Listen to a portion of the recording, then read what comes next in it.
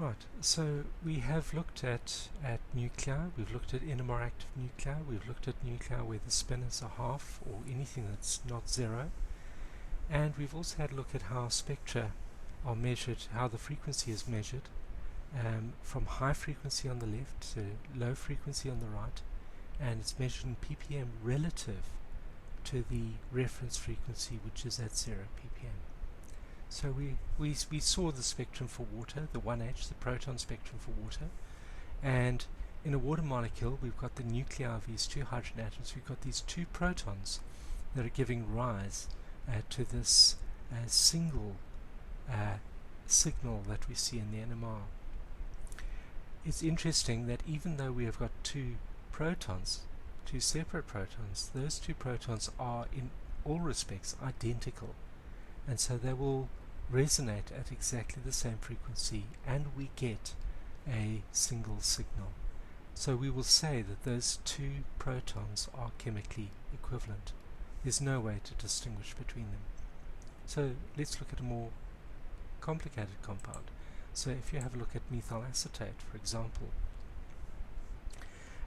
methyl acetate has two sets of protons. It's got a methyl group at one side of a molecule and a methyl group at the other side of a molecule. It's interesting that when you run the spectrum, you get two signals, one at 3.7 ppm and one at 2.1 ppm. What that means is that the groups are chemically equivalent to each other. These three protons in this methyl group are chemically equivalent. They will resonate at exactly the same frequency. And these protons on this other methyl group will also operate, they'll also resonate at exactly the same frequency. The question is, which signal is which of these groups of protons is giving rise to which signal? Is it this group that's giving rise to the signal at 2.1 ppm, or is it this group that's giving rise to the signal at 2.1 ppm?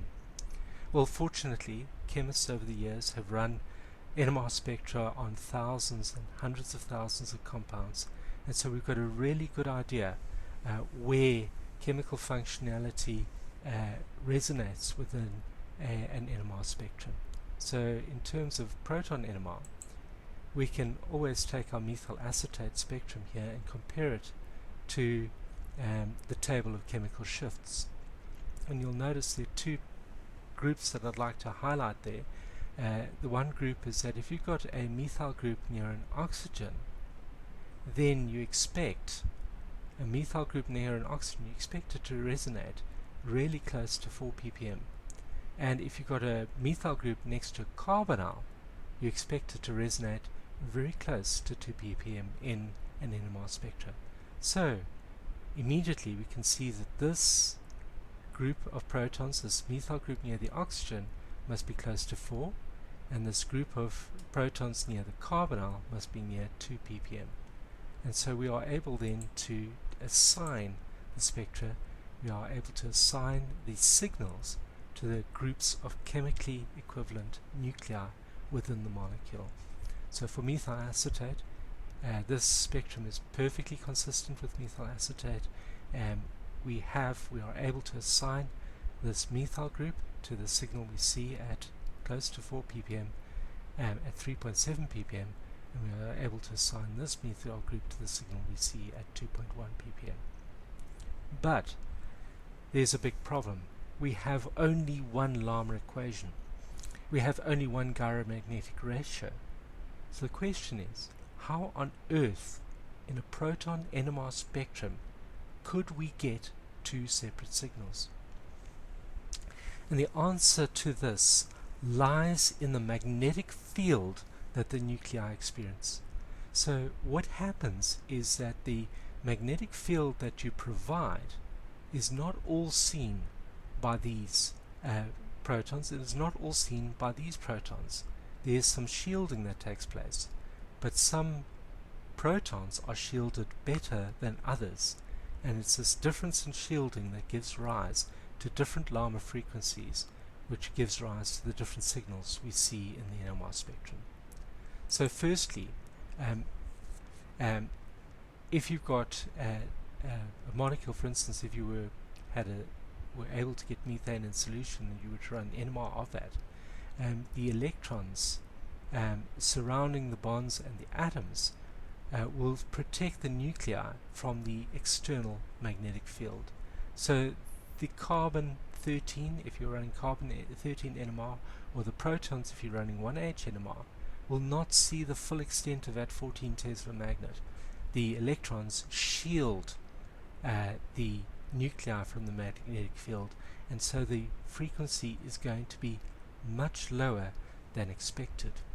However, if you've got chloromethane, for example, where you've got an electronegative atom that tends to hog electrons, you can deplete the electron cloud around those nuclei, and so as the electrons spend more time with the chlorine, they're depleted around these, and so these will experience a higher magnetic field, and so we'll see a higher chemical shift, a higher frequency for these atoms near an electronegative atom. It's not the only reason why atoms see a slightly different magnetic field. Remember that in benzene you've got a pi system, and delocalized pi system that runs around the molecule, where your pi electrons are free to move, and so in your aromatic system your pi electrons can move right around the full ring. Of course, in the NMR, in a magnetic field, they will go only one way round, but of course if you've got electrons going round in a pi system, you've got an electric current, and if you have a current, you have an associated magnetic field, and the magnetic field always goes down the center of the molecule, downwards at the center of the molecule, and up outside that. And so the atoms, these hydrogen atoms, the protons that we see in the NMR spectrum, will see not only the external magnetic field, but this little magnetic field that has been generated from the ring current. And so this proton here will end up having a greater frequency. And so it has a greater frequency not because electron density has been moved away. So it's got a greater frequency because of the additional magnetic field from the ring current. We still say that it is deshielded because it appears at the higher frequency region of the spectrum.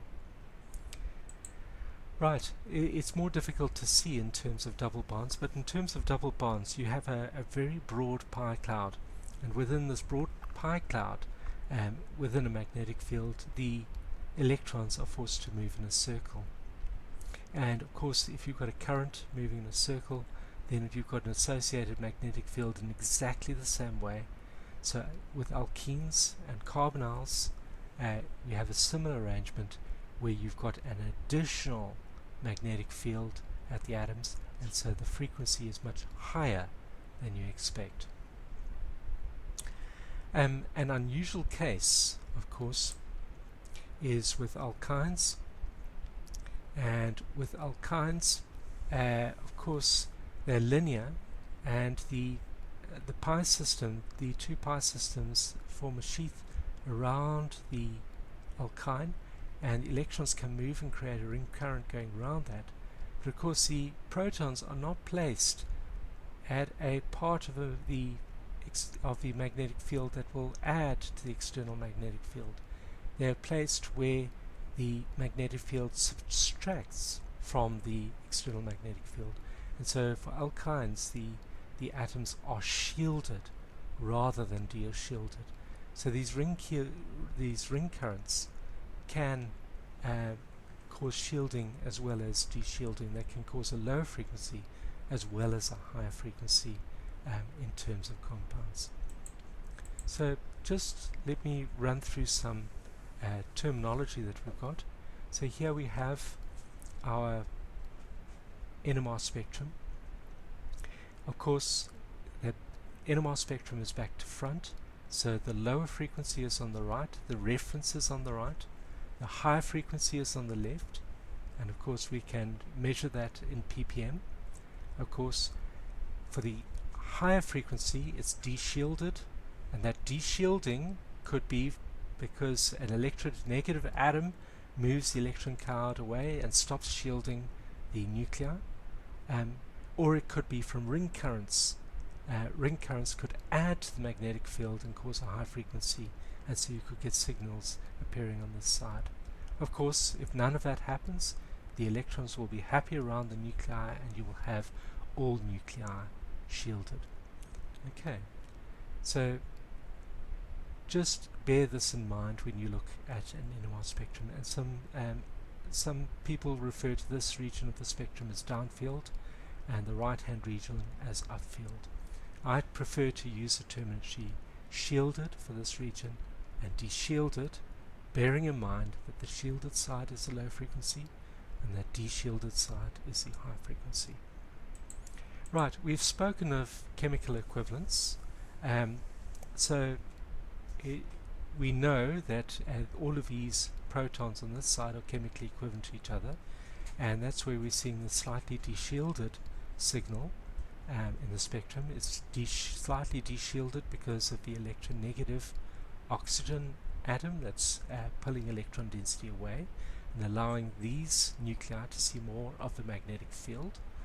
And then we have the other methyl group that are all the nuclei are chemically equivalent, giving rise to a single signal on the other side. So the question is, how many signals do we expect to see for each of the compounds? And so you need to think about it, and you can see that for ethane, for example, even though it appears there are two sets of protons, those protons are all identical to each other, so that's going to give rise to a single signal within the NMR spectrum. Be careful when it comes to aromatic systems. In aromatic systems, you've got to look for the symmetry in that. So I can draw a line of symmetry down this bromobenzene, and as I draw a line of symmetry, you'll notice that these yellow hydrogens are identical to each other, so that will give rise to a single signal in a proton spectrum. These blue ones are identical to each other, and they will give rise to a single line in the proton spectrum, and this hydrogen is unique, and so it will give rise to a third line in the NMR spectrum. Have a look at this aromatic system. Don't forget there are 4 hydrogen atoms on that, and so maybe we need to try and decide how many signals we get from those. And of course you'll notice that this hydrogen here is unique. It's the only hydrogen that's isolated between the nitro and the brom groups, and so it will give rise to the first signal in the spectrum.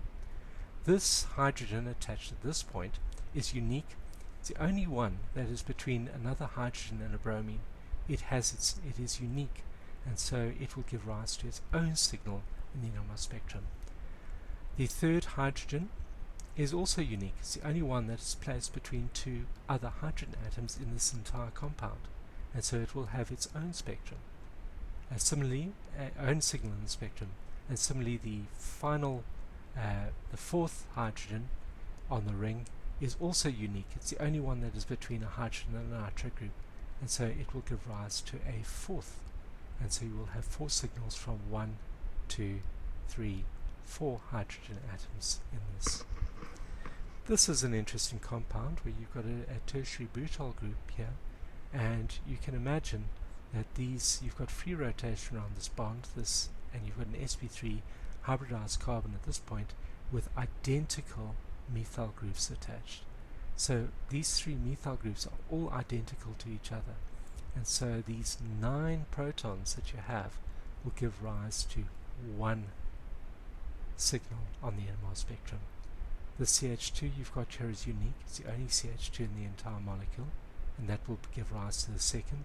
And this methyl group is unique. It's the only methyl group in this entire molecule that's attached to a CH2, and so you'll end up, for this compound, you expect to see 3 signals from 3 sets of chemically equivalent nuclei.